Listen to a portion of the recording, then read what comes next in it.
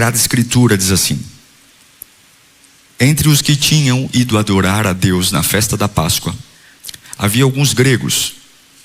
Eles se aproximaram de Filipe, que era de Betsaida, da Galileia, com um pedido: Senhor, queremos ver Jesus. Filipe foi dizê-lo a André, e os dois juntos disseram a Jesus. Jesus respondeu: chegou a hora de o Filho do Homem ser glorificado. Em verdade lhes digo que, se o grão de trigo não cair na terra e não morrer, continuará ele só, mas se morrer, dará muito fruto. Quem ama a sua vida a perderá, mas quem odeia a própria vida, neste mundo a conservará, para a vida eterna. Quem me serve deve me seguir. Onde eu estou, ali o meu servo também deve estar. O meu Pai honrará aquele que me serve. Agora o meu coração está perturbado. E o que direi?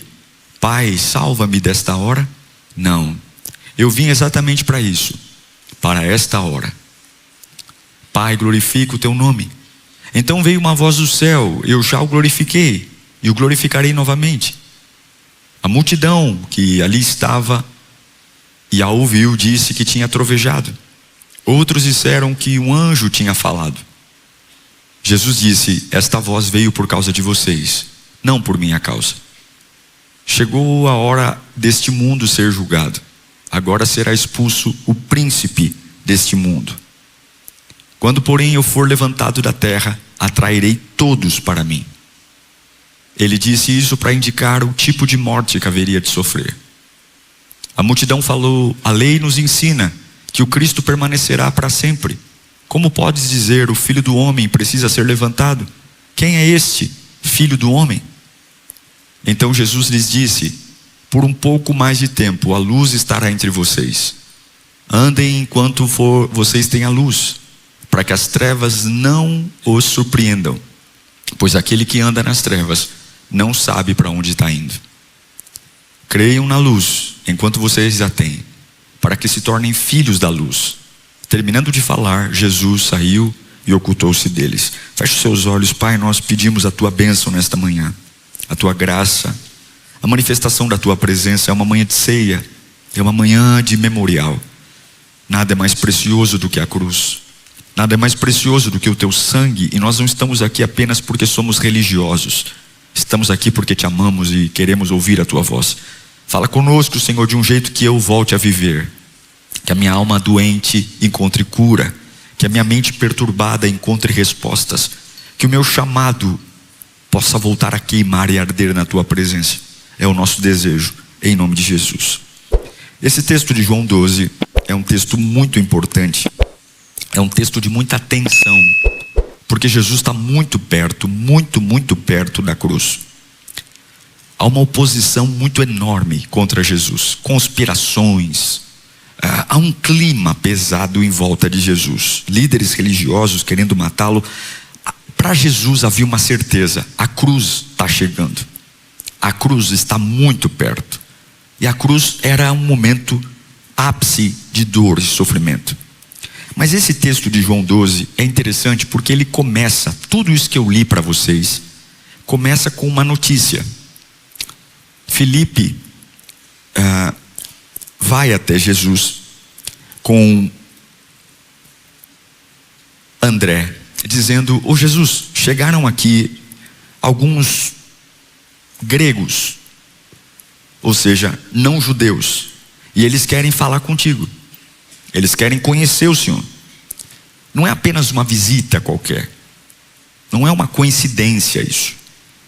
João não está registrando esses detalhes à toa aqui no texto. Esses homens representam algo maior. Esse povo representa gentios, pessoas que estavam fora da aliança. Nós éramos para sermos gentios. Os gregos estavam fora do povo, da descendência de Abraão. E esses homens estavam procurando algo maior. A Grécia naquela época era a fonte do conhecimento. Na Grécia havia a fonte da cultura, a fonte dos pensadores. E o texto está dizendo que os gregos estavam chegando querendo conhecer Jesus, porque ainda que a Grécia fosse uma fonte de cultura, pensamentos, aqueles gregos ainda estavam vazios. Porque tem vazios que a inteligência humana não consegue preencher. Tem vazios que as técnicas humanas jamais vão conseguir preencher. Uma sede que o dinheiro não consegue comprar. Uma sede que, por mais maravilhoso que seja o relacionamento que você tenha com uma outra pessoa, nunca vai conseguir dar. Por mais que você acumule patrimônio, nunca vai ter. Esses gregos esboçam o quanto um homem pode estar num lugar extremamente próspero, rico, e ainda assim se sentir vazio. E alguns podem estar assim aqui. Você olha para tudo que as suas mãos foram capazes de conquistar, tudo, e olha no espelho e diz: eu ainda sou vazio. Eu ainda não me sinto feliz. Porque tem coisas que só Jesus pode fazer. E que bom que Jesus está aqui entre nós nesta manhã. Que bom. Então eles querem ver Jesus. Esses gregos pedem para ver. E a resposta de Jesus é uma resposta indireta. Porque de um lado tem gregos pedindo para André e Filipe apresentarem eles para Jesus. E quando Jesus responde falando da cruz. Muita gente quer conhecer o Cristo dos milagres, mas Jesus mostra a cruz. Ninguém quer renúncia. Ninguém quer pagar preço. Ninguém quer madeiro. A gente quer coroa. Ninguém quer sofrimento. A gente quer clamor. A gente quer nos sentirmos satisfeitos. E aí, quando Jesus ouve que os gregos querem falar com eles, a resposta de Jesus é: chegou a hora de ser glorificado o Filho do Homem. Essa é a resposta dele. Jesus começa a redefinir o que é glória. Porque para nós a glória é trono. A glória é aplauso. A glória é fazer a nossa vontade. Mas Jesus está diferente de tudo. Ele fala algo tão pesado na resposta aos gregos. Ele diz no versículo 24 de João 12, que se o grão de trigo não cair na terra e não morrer, o grão de trigo tem que cair na terra. Se ele cair na terra e não morrer, ele continuará só. Mas se ele morrer, dará muito? Essa é a resposta. Isso aqui é um choque. É um choque. É um choque porque nós achamos que é sobre subir, é sobre ter. E Jesus está dizendo: não, é sobre descer. Se o grão cair e não morrer, que resposta pesada. Que resposta que contraria o que a gente acredita. Porque glória para mim é aparecer. E Jesus está dizendo: não, a verdadeira glória é desaparecer. A verdadeira glória é sumir. Os homens pensam: glória é quando me servirem, é quando fizerem as minhas vontades. E Jesus está dizendo: não, glória é morrer por uma vitória maior. Glória é perder para que algo multiplique. Glória, e eu oro para que essa revelação chegue ao nosso coração nesta manhã. Porque o reino de Deus, a morte da semente é o nascimento de uma colheita. A morte da semente é o nascimento de um novo tempo. E a semente pode até parecer que está enterrada, mas ela não está enterrada. Existe uma diferença entre enterro e plantio. Jesus responde para aqueles gregos o que é uma mentalidade de glória. Ele olha para quem está afim de ver um processo subida e mostra um processo de descida, onde aquilo que parece ser uma perda é um ganho. Pensa comigo, irmãos. Não foi assim com José. José não foi uma semente que morreu num poço e foi construída num palácio. Não foi assim com Moisés, uma semente que morreu num deserto e foi multiplicada num treinamento dentro do palácio de Faraó. Não foi assim com Davi, que foi perseguido desde o dia que foi ungido.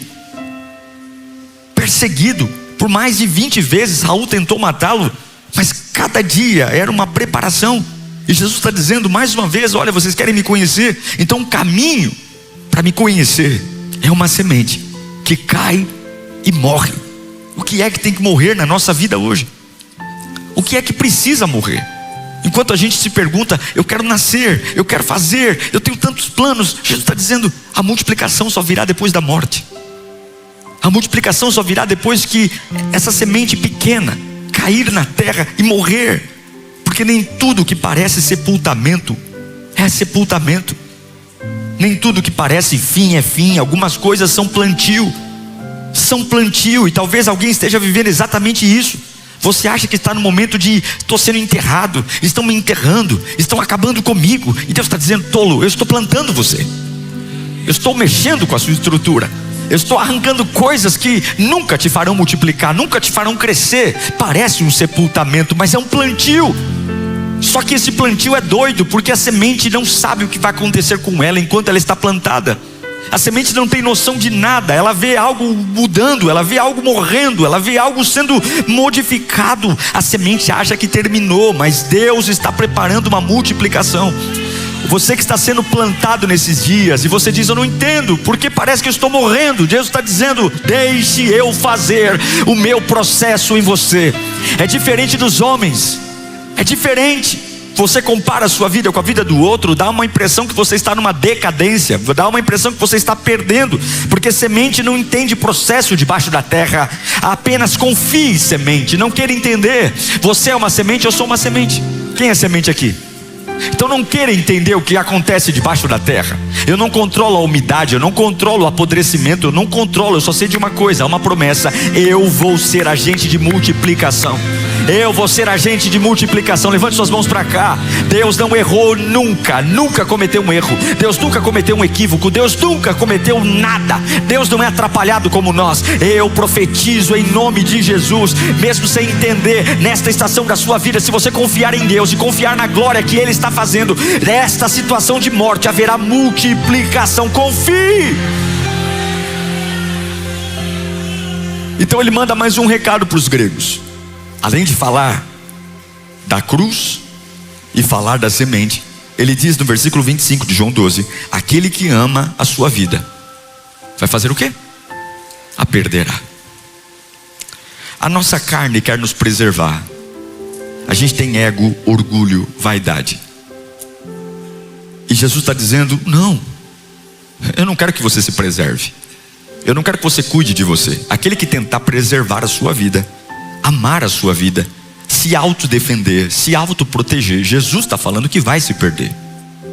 Você não foi feito para cuidar de si mesmo. Então, enquanto você ouve sua carne e ela quer conforto, ela quer segurança, Jesus está dizendo, não, entregue. Não vou te dar um sofá, eu vou te dar uma cruz. Eu não vou te dar uma carreira de sucesso, eu vou te dar uma cruz. Enquanto você quer reconhecimento, reconheçam-me, reconheçam-me, reconheçam-me. Jesus diz, vai servir. Vai servir. Aquele que ama a própria vida vai perder. Enquanto nós estivermos perdidos nisso, veja, Jesus não está dizendo para você ser um largado, para você abandonar tudo. Jesus está dizendo para você não fazer desta vida terrena o seu Deus. Porque quem faz dessa vida terrena o seu Deus, perde a noção do que é vida eterna. Perde a noção de que os nossos dias vão passar. Perde o conforto, se torna prioridade.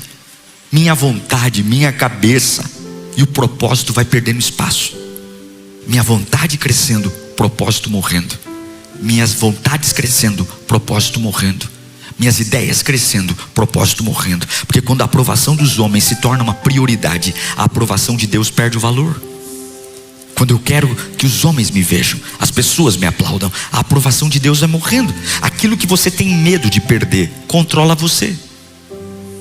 Eu tenho tanto medo de perder que me controla.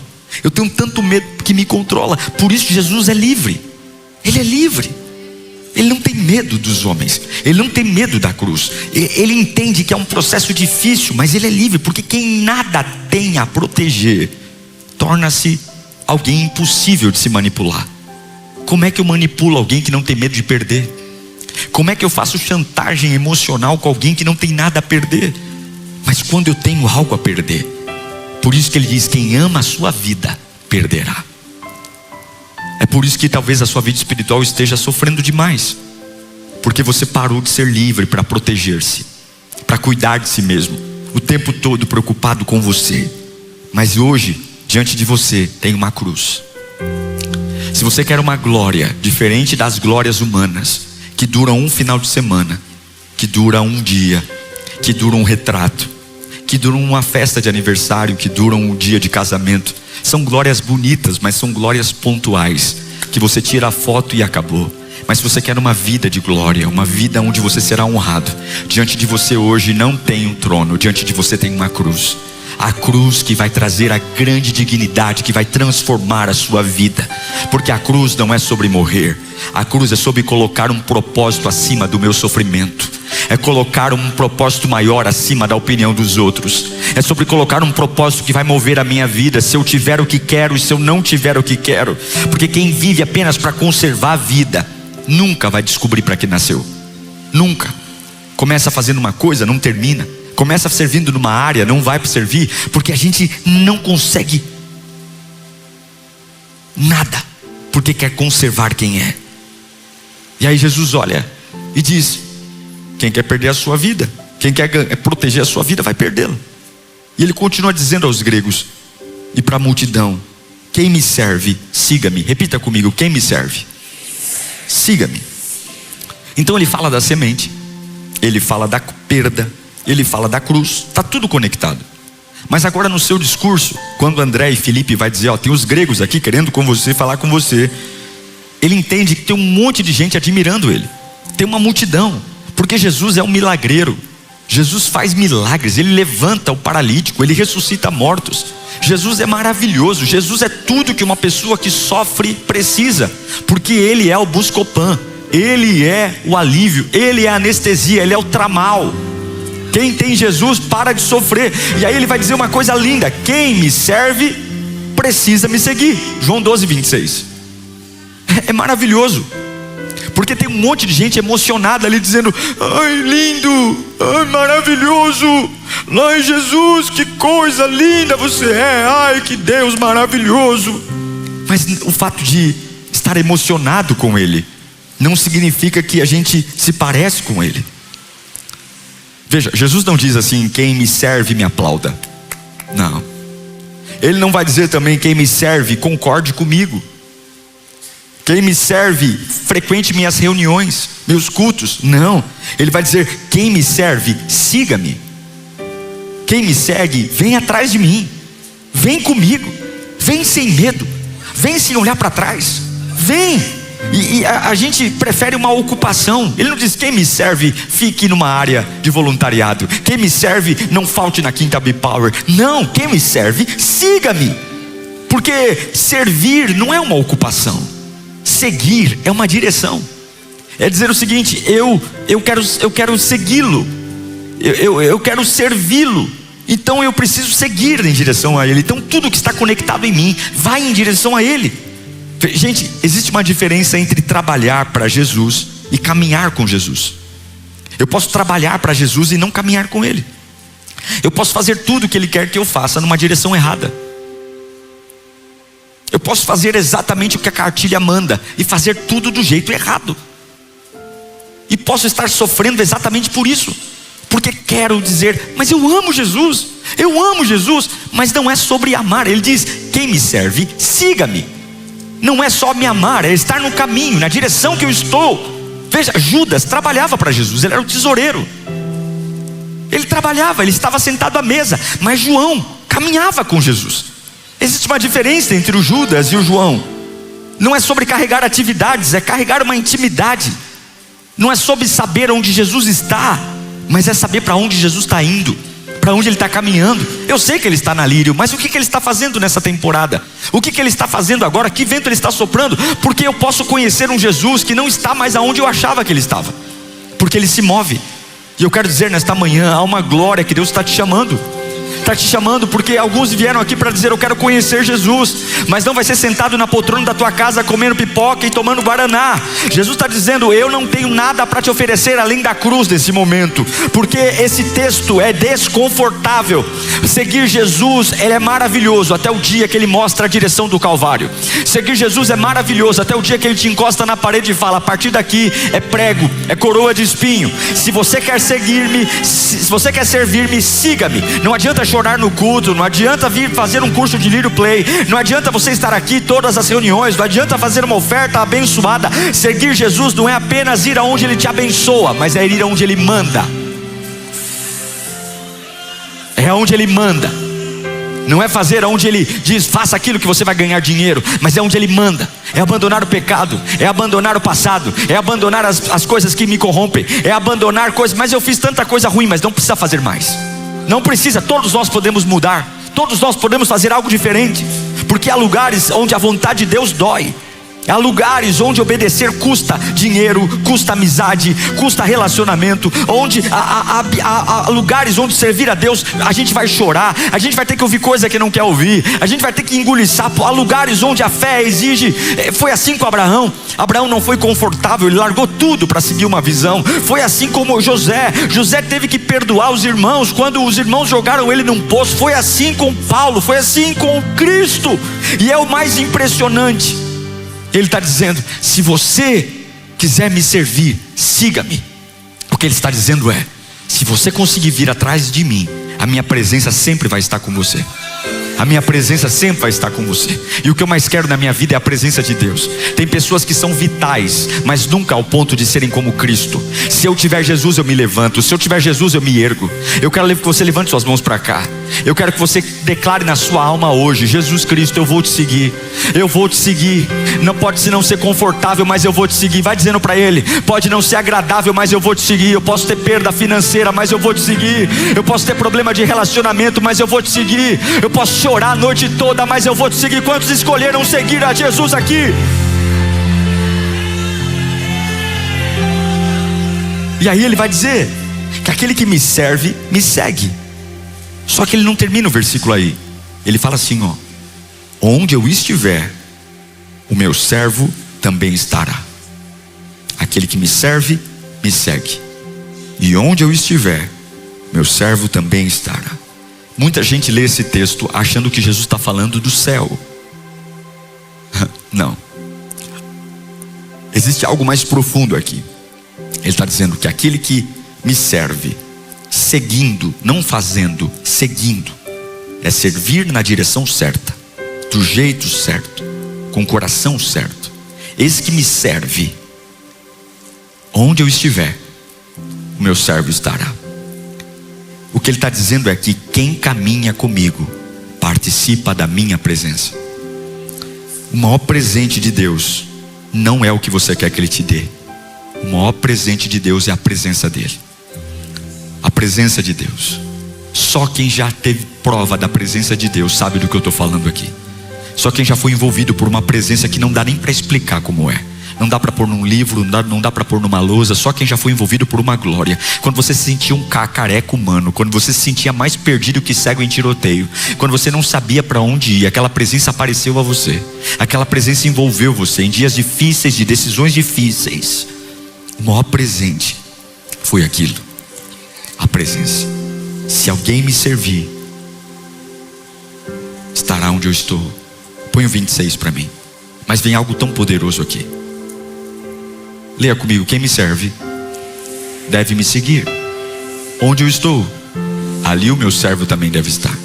Aí ele fala de algo que todo mundo gosta: o meu Pai honrará aquele que me serve. Veja, Jesus não está prometendo que os homens vão honrar você. Ele está dizendo que aquele que o serve, quem vai honrar? O meu Pai. Existe uma diferença gigantesca, porque a honra humana, ela é instável. Hoje te aplaudem, amanhã te vaiam. Hoje dizem que você é importante, amanhã não.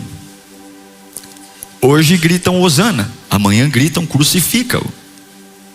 Então Jesus diz: aquele que me serve não são os homens que vão honrar. Porque os homens um dia criticam, outro dia exaltam. Um dia você é bom, outro dia você é um demônio. A multidão não sabe o que é. Então Jesus está dizendo: se você me serve, você nunca vai construir a sua identidade nas vozes dos homens. Porque se você construir sua identidade nas vozes dos homens, você vai ser um atormentado. Tem dia que você vai morrer arrebentado emocionalmente, porque as pessoas são assim, elas mudam de opinião como trocam de roupa. As pessoas são instáveis. Então Jesus diz: se você me servir, o Pai vai tornar você livre, porque o Pai vai honrar você. Então eu quero incentivar você: a tua honra virá de Deus. Continue servindo mesmo quando ninguém vê. Continue servindo mesmo quando ninguém reconhece. Continue servindo quando ninguém fala o seu nome. Continue servindo mesmo quando ninguém te disser um obrigado. Continue servindo mesmo quando ninguém perceber, porque existe um Deus observando você todos os dias. Deus tem uma contabilidade invisível, meu irmão. Deus tem uma contabilidade invisível. Deus tem. Nada passa despercebido aos olhos de Deus. Nenhuma oração, nenhuma lágrima, nenhuma renúncia, nenhum sacrifício, nenhuma madrugada, nenhum gesto de amor, nem um dia que você levanta para ouvir desaforo, nem um dia aquilo que ninguém viu na terra já foi registrado no céu. E eu estou pregando para gente desanimada aqui porque está esperando recompensa da pessoa errada. Eu estou pregando para gente que está acabada porque está esperando recompensa da pessoa errada, e está olhando para baixo quando deveria estar olhando para cima. Está olhando para baixo quando deveria estar olhando para cima. Faça como Davi no Salmo 121: eleva os meus olhos para os montes, de onde me virá o socorro. O meu socorro vem do Senhor, que fez os céus e a terra. Jesus manda eu te dizer: pare de mendigar reconhecimento humano. Seu Pai está vendo, seu Pai está vendo, seu Pai conhece, e seu Pai te honrará. Jesus está falando: aquele que me serve, o Pai o honrará. O Pai o honrará. O Pai. Só que ele não termina aí. Olha quantas coisas Jesus está falando de uma conversa que começou de pessoas gregas querendo falar com ele. Ele já falou da perda, ele já falou da cruz, ele já falou da semente, ele já falou do servir, ele já falou sobre a importância da honra vir de Deus. Só que aí ele começa, no versículo 27, ele fala: agora o meu coração está perturbado. Agora, porque isso é glória. A glória não é ser um combatente, a glória não é ser um titã, a glória não é passar por cima de tudo. A glória é entender que o meu coração vai estar perturbado. Jesus, o Senhor dos senhores, o Deus dos deuses, que está 100% humano, ele não está dizendo que ele está feliz naquele momento. Ele fala: o meu coração está perturbado. Só quem já passou por isso sabe o que Jesus está falando. Coração perturbado são quando notícias ruins chegam. Coração perturbado é quando você está vivendo uma fase que não queria. E ele está dizendo: eu não sou insensível a esse momento. Eu sou Deus, mas estou como homem aqui. Meu coração está perturbado. Ele sabe que está chegando a hora. Ele sabe que não vão poupar nada para destruí-lo. Ele sabe que há uma coroa de espinhos para ser cravada na sua cabeça. Ele sabe que Judas vai beijá-lo e é o sinal da traição. Ele sabe que o Getsemane vai ser um momento de muita agonia, porque demônios virão ali para acusá-lo e dizer que você não vai aguentar. Ele sabe que a cruz é real, e mesmo assim, com o coração perturbado, ele continua andando. Alguns param quando o coração perturba. Alguns entram em parafuso quando o coração perturba. Alguns cobram e culpam os outros quando o coração perturba. Mas Jesus diz: eu vou continuar andando. Meu coração está perturbado, mas eu vou continuar andando. Porque coragem não é ausência de medo. Coragem é continuar mesmo sabendo o preço que eu vou pagar para cumprir o propósito. Ninguém chega a algo valioso sem pagar um preço. Se você for pele fina e não aguentar o tranco, você nunca terá algo valioso na sua vida. Porque o que é valioso não está na primeira prateleira. O que é valioso está num cofre. O que é valioso está inacessível a pessoas comuns. Lugares de honra não estão para qualquer cabecinha de coco. Isso não importa se você nasceu numa família rica ou não, porque não é o critério que Deus usa para abençoar pessoas. Deus não olha patrimônio, Deus não olha a inteligência, Deus não olha a nacionalidade, Deus não olha a cor da pele, Deus não olha a altura, Deus não olha peso. Deus quer saber qual é o preço que você está disposto a pagar para ter algo que vale a pena na sua vida. Porque se você não estiver disposto a pagar preço nenhum, você não terá glória nenhuma. Jesus está dizendo: a minha alma está perturbada. E eu estou dizendo que o propósito problema não é sentir. Tem dia que eu vou ter vontade de morrer, dia que eu vou ter vontade de jogar tudo pro alto, dia que eu vou ter vontade de xingar todo mundo, dia que eu vou ter vontade de quebrar a cara de 2, 3. Mas o problema não é sentir, o problema é abandonar o propósito pelo que eu estou sentindo. Você não pode abandonar o propósito porque está sentindo porcaria. Você não pode abandonar o propósito porque está sentindo ódio, raiva. Então ele vai dizer no versículo 27, Pai, salva-me desta hora, porque eu estou sentindo coisa ruim. É o que ele fala, Pai, salva-me desta hora. Mas imediatamente depois de perguntar, Pai, salva-me desta hora, o próprio Cristo diz, não, eu vim exatamente para esta hora. Sabe o que Jesus está falando? É maturidade. Nós paramos. Quando paramos de sentir para dizer, eu tenho que enfrentar meu processo, eu tenho que enfrentar essa porcaria. A cruz é uma porcaria para Jesus, porque ele não precisava daquilo. Quem precisava somos nós. A cruz é um abacaxi que ele está descascando por algo que beneficia o outro. Então vamos ter que engolir sapo? Vamos ter que inventar? Vamos. Isso é fé cristã, isso é glória. Não dá para fazer tudo o que quer. Ele está falando, eu não queria estar aqui, eu não queria enfrentar isso, eu não queria ouvir os xingamentos que eu vou ouvir, eu não queria tomar os tabefes que vou tomar, eu não queria estar diante da minha criação e ouvindo a minha criação me menosprezar. Mas isso é glória. Você não vai fazer só o que quer. É assim que as pessoas nos ensinam. O diabo grita aí fora, se você quer, faça.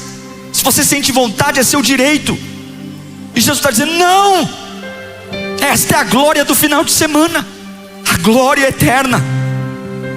É dizer, eu vim para isso. Está ruim, está triste, está amargo, mas eu vim para isso. Aquilo que você quer evitar pode ser exatamente aquilo que Deus quer usar. Aquilo que você quer fugir. José não queria o poço, mas precisava do poço. Moisés não queria o deserto, mas precisava do deserto. Davi não queria a caverna, mas precisava da caverna. Jesus não queria a cruz, mas ele precisava da cruz. E Jesus não queria a dor, mas ele sabia que na redenção estava a sua e a minha cura. Então a oração de Jesus não é, Pai, me livra. A oração de Jesus é, fala comigo, Pai, glorifica o teu nome. Minha alma está perturbada. Que direi? Livra-me desta hora? Não, eu vim para essa hora. Então, Pai, eu não queria estar aqui, mas glorifica o teu nome. Glorifica. Você pode levantar suas mãos e dizer bem alto, glorifica o teu nome, meu Pai. Glorifica. Que coisa linda.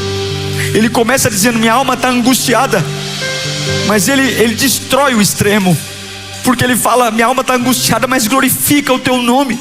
Meu coração está perturbado, mas minha missão está intacta. Glorifica o teu nome, Pai. Glorifica. Ele não diz, Pai, me glorifica, Pai, me exalta, Pai, mostra. Não, Pai, não é sobre mim, é sobre o Senhor. Pai, glorifica o teu nome. Pode me moer, desde que o teu nome seja glorificado, Pai. Pai, pode me moer, glorifica o teu nome. Está na hora de você mudar a sua oração. Pai, me honra, Deus me exalta, Deus me dá razão, Deus me dá glamour, para começar a dizer, Pai, não importa o que eu vou passar, glorifica o teu nome através da minha vida, Senhor. Porque existe uma diferença entre viver para a sua reputação e viver para a glória de Deus. Existe uma diferença entre viver para o teu nome e viver para o nome do Senhor. Que Ele cresça e eu diminua. O Lúcifer disse, eu subirei ao mais alto lugar. E Jesus disse, eu descerei ao lugar mais profundo para resgatar a chave.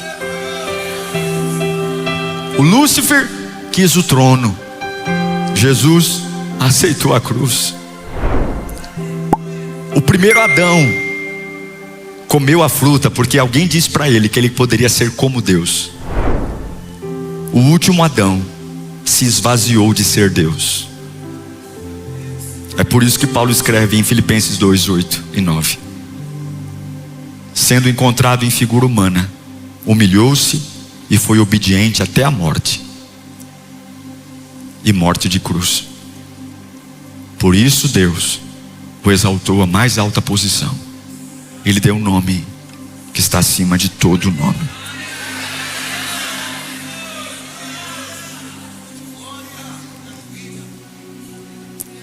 Porque no reino de Deus, o caminho para cima sempre começa para baixo.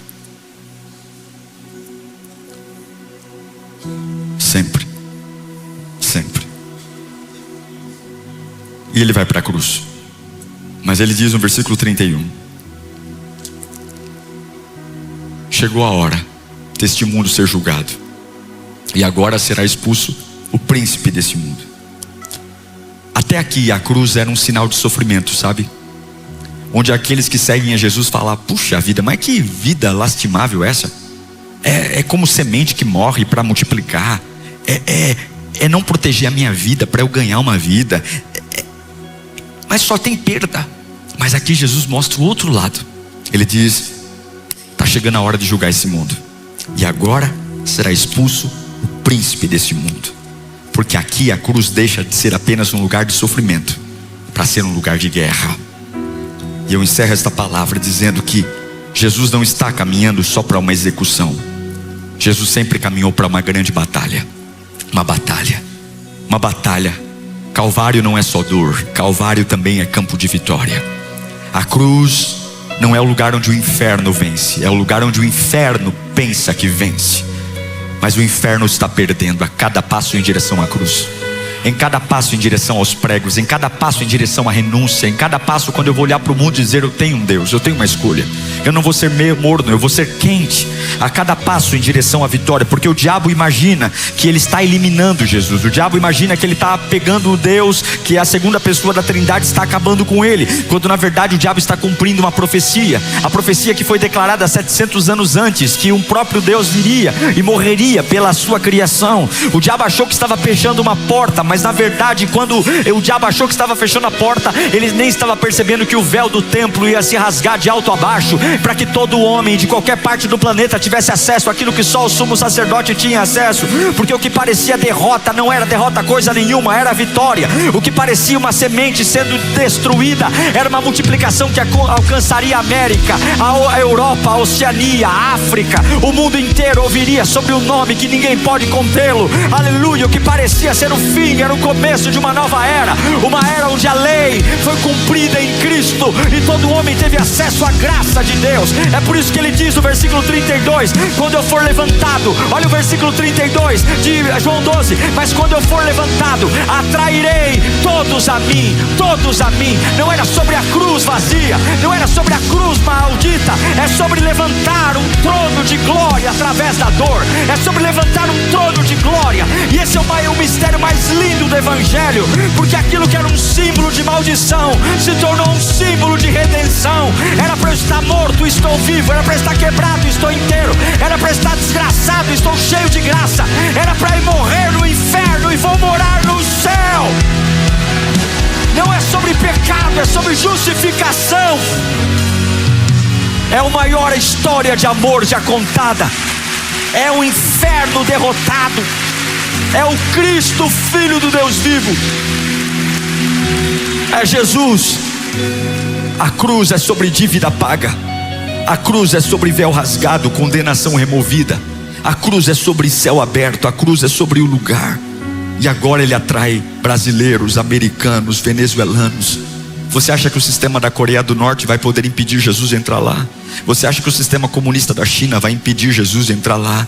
Você acha que pessoas que estão na Eritreia, onde nada pode entrar? Você acha que na Jordânia, onde nós temos que deixar objetos cristãos no aeroporto e não podemos entrar, você acha que alguém pode? A cruz vai atrair todos a eles. Não tem fé maior. Com todo o respeito que tem às outras religiões, com todo o respeito que tem ao budismo, ao islamismo, nada é mais irresistível do que o nome de Jesus. É o único nome que preenche a alma de uma pessoa, é o único nome que dá esperança, é o único nome que absolve o passado e dá regeneração de vida, é o único nome que transforma de dentro para fora. A este nome é dado toda a honra, a este nome é dado toda a glória. Eu tenho todo o respeito às outras fés, mas não existe fé maior do que a nossa, não existe Deus maior do que o nosso, não existe força maior do que a dele, não existe, porque ele levanta o ferido, ele levanta o pobre, ele quebra o religioso e transforma em adorador, ele transforma o distante em próximo, ele traz o perdido todos serão atraídos, todos serão atraídos, todos.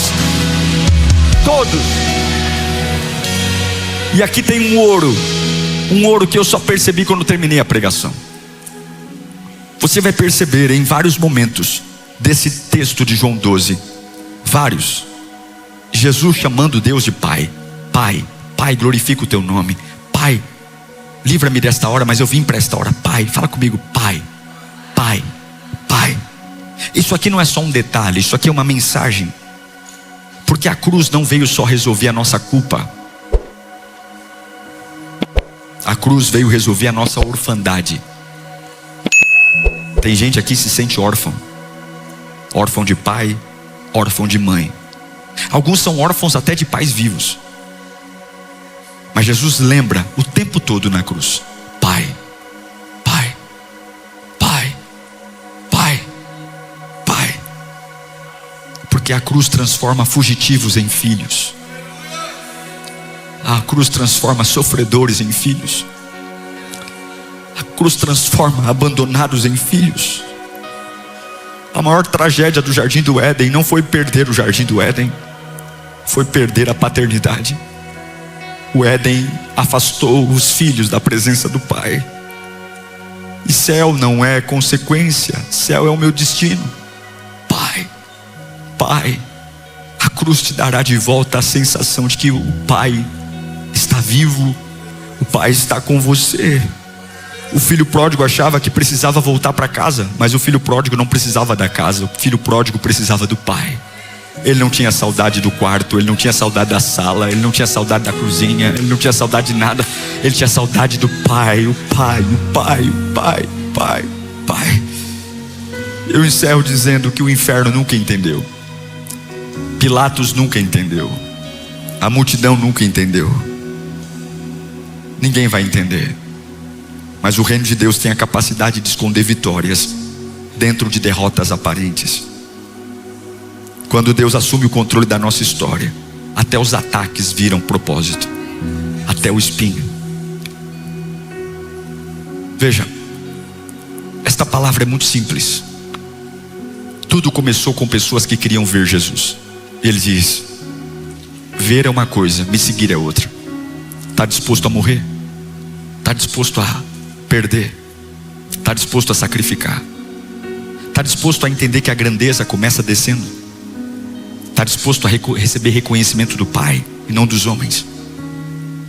Porque se assim for, onde eu estiver você estará também. Não haverá lugar tão profundo que eu não te encontre. Feche os seus olhos. Há uma glória que você precisa entender que há sobre você hoje.